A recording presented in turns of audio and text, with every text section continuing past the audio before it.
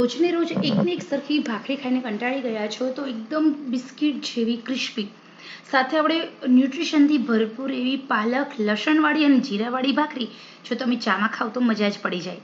એક વખત આ ભાખરી આવી રીતે બનાવો પછી 4 થી 5 દિવસ સુધી આ ભાખરી આરામથી સ્ટોર કરી શકાય છે.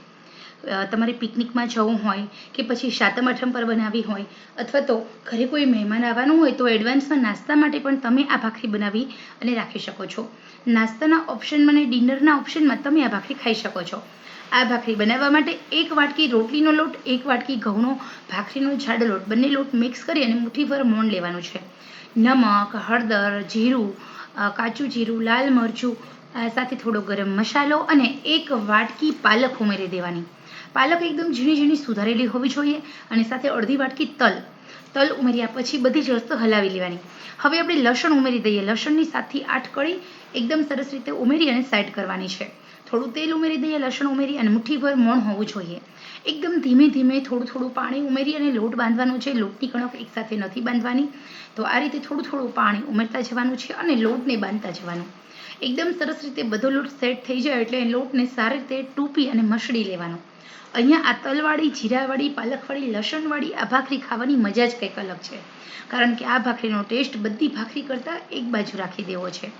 આ ભાખરી એકવાર ખાશો એટલે નહીં કોઈ શાકની જરૂર, નથી કોઈ ચટણીની જરૂર. આ ભાખરી ચા અને કોફી સાથે બહુ સરસ લાગે છે. એમાં પણ વરસાદી સાંજ હોય ને ત્યારે ખરેખર આ ભાખરી એકવાર તમે ખાઓ ને તો બહુ મજા આવશે. આ ભાખરી તેલમાં તળિયા વગરના વડા જેવી લાગે છે.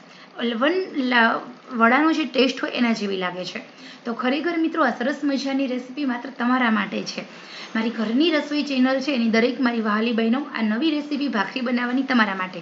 તો આ લસણ, તલ, જીરા અને પાલકવાળી ભાખરી એકવાર બનાવો. નાની નાની ભાખરી બનાવવાની છે, એકસાથે કેવી રીતે તળવા શેકવાની છે એ પણ તમને બતાવીશ. તો નાની નાની આપણે અહીંયા મીડિયમ ભાખરી બનાવી લીધી છે, મિની ભાખરી. અહીંયા આપણે લેવાની છે ઢોસા બનાવવાની લોઢી. તમે રોટલી બનાવવાનો તવો લેશો ને તો એમાં એક જ ભાખરી શેકાશે, પણ ઢોસાની લોઢીમાં એકસાથે 4 ભાખરી તમે શેકી શકશો, જેના કારણે તમારે રસોડાની ગરમીમાં ઓછું રહેવું પડશે. ઓકે, તો અહીંયા ભાખરી મીડિયમ આંચે તમારે રાખવાની છે.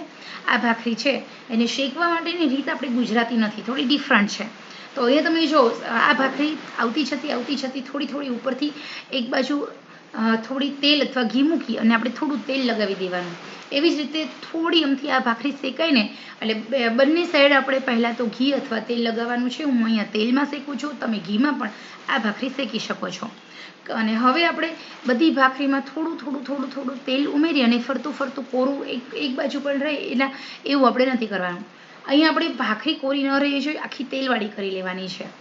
તો બંને આવી રીતે તેલવાળી કરવાની અને એ પછી આ ભાખરીને ફેરવી લેવાની છે. ભાખરી ઉપરનું જે પડ છે શેકાય એટલી જ વાર શેકાવા દેવાની અને પછી તેલ લગાવવાનું અને ફરી ફેરવી લેવાની. તો અહીંયા તમે જો નીચેના ભાગમાં પણ એ જ રીતે આવતી જતી શેકાણી. અને હવે આપણે તેલ લગાવી દઈશું. બંને બાજુ થોડું તેલ ચોપડી દેવાનું. અહીંયા મેં તેલ ચોપડું છું, તમારે ઘી પણ ચોપડું તો ઘી પણ ચોપડવાનું. અને હવે એ એકદમ મીડિયમ આંચે થોડું પ્રેસ કરતા જવાનું હળવા હાથે અને શેકતું જવાનું. પહેલાં આપણે આ ભાખરીને આપણે ઓલી ભાખરીને એક જ વાર ફેરવવી પડે, આમાં આપણે 2 વાર ફેરવવાની છે. ઓકે, તો હવે ભાખરી પર આપણે તેલ આવતું જતું લગાવી દેવાનું છે. ગેસની આંચે એકદમ સ્લો ટુ મીડિયમ રાખવાની. મીડિયમ આંચે આ ભાખરીને ચડવા દેવાની છે. ખરેખર આ ભાખરી મીડિયમ આંચે ચડે છે તો એકદમ ટેસ્ટી લાગે છે, એકદમ ક્રિસ્પી લાગે છે અને આ ભાખરી સાંજ સુધી ઢીલી પડતી જ નથી. તો ખરેખર આ ભાખરી પિકનિકમાં લઈ જવો હોય ને તો બેસ્ટ ઓપ્શન છે. અને હળવા હાથે પ્રેસ કરીશું અને પછી પાછી ફેરવી લઈશું ભાખરી.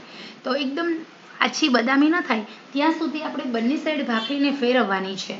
તો અહીંયા તમે જુઓ આપણી આ ભાખરી એકદમ સરસ મજાની મેં ફેરવી લીધી. આવી બદામી થવા આવી જ રીતે આપણે બધી ભાખરીને ચડવા દેવાની છે. બંને સાઈડ થોડું દબાવવાનું. ભાખરીને ક્યારેય વધારે પડતી ભીસ આપીને દબાવવાનું નહીં, નહીંતર અંદરથી કાચો રહે છે લોટ અને ખાવામાં બિલકુલ મજા નથી આવતી એટલા માટે. ઓકે, તો હવે આપણે આ ભાખરીને આવી જ રીતે બધી સાઈડ ફેરવી અને શેકી લેવાની છે. બંને સાઈડ આપણે ચડવા દેવાની, જેના કારણે આપણી ભાખરી કાચી ન રહે ને બંને સાઈડથી આવી આછી બ્રાઉન થવી જોઈએ.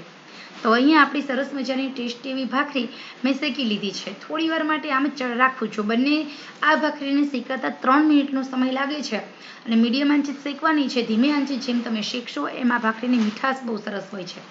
તો હવે આપણે આ ભાખરીને થોડી વાર આમ રહેવા દઈએ અને પછી સ્ટેપ બાય સ્ટેપ તમે જુઓ આપણી બધી જ ભાખરી એકદમ સરસ મજાની ચડી ગઈ છે. તો આપણે આવી જ રીતે બધી ભાખરીને શેકી લેવાની છે. ઓકે, તો તમારે વધારે કડક કરવી હોય ને તો તમે આવી રીતે થોડીક વાર વધારે રહેવા દો. અને યાદ રહે સહેજ પણ કાચી ન રહેવી જોઈએ. કાચી રહેશે તો આ ભાખરી ખાવાની મીઠાશ નહીં આવે એટલા માટે.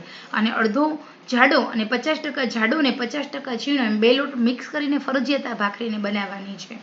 તો અહીંયા હવે જો આપણી બધી ભાખરી એકદમ સરસ રીતે શેકાઈ ગઈ છે. આવી રીતે બંને સાઈડ બ્રાઉન થાય ત્યાં સુધી આપણે શેકીશું. તો અહીંયા આપણે એકસાથે એક બે નહીં ટોટલ 4 ભાખરી બનીને રેડી છે. ગેસની બચત થઈ છે આવી રીતે શેકવાથી અને સમયની પણ બચત થઈ છે. આ ભાખરી મારા શિવાંશને લંચ બોક્સમાં હું આપું છું બનાવીને, તો એને બહુ ભાવે છે.